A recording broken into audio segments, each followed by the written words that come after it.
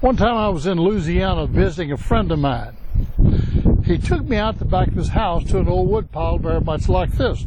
He picked up a piece of wood that had been dead for 2 years. As a matter of fact, it was all rotten. And he showed me out of the center of that little piece of rotten wood, there was a bud that came out. The wood actually began to come alive again, and there was a little twig that came out of that. Now, I think it's interesting how the Lord will take something that is totally useless, like that piece of wood, and bring life out of it again. But it sort of reminds me of so many folks today that have sinned and fallen short of the glory of God, and particularly among leaders and pastors. And they feel like that piece of wood. They feel rotten. They don't feel like they have any use in them anymore. But I want to encourage you that even though you may have fallen away from the things of God, and you may have sinned, and you may have become rotten in your soul, the Lord wants to encourage you today that He's not through with you yet.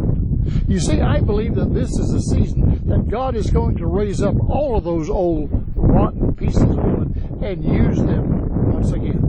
God doesn't throw things away. Oh, it may look bad for a season, but God does not throw things away, and particularly people.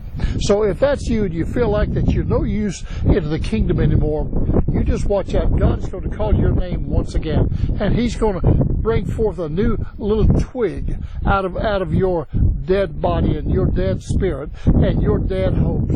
You watch me, and He's going to do that. And when He does that, I want you to say, yes, sir, I'm ready once again. You know, Peter felt that way.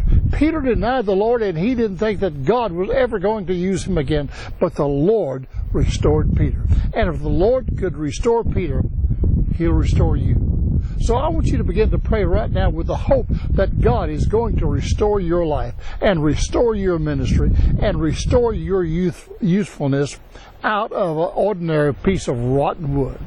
And when you do that, you just watch. Great things are going to begin to happen. And when they start happening in your life, why don't you let me know, because I want to rejoice with you. Just send me an email. I want to rejoice with you, dear friends, because this is an exciting season of restoration. So until next time, this is John Dean.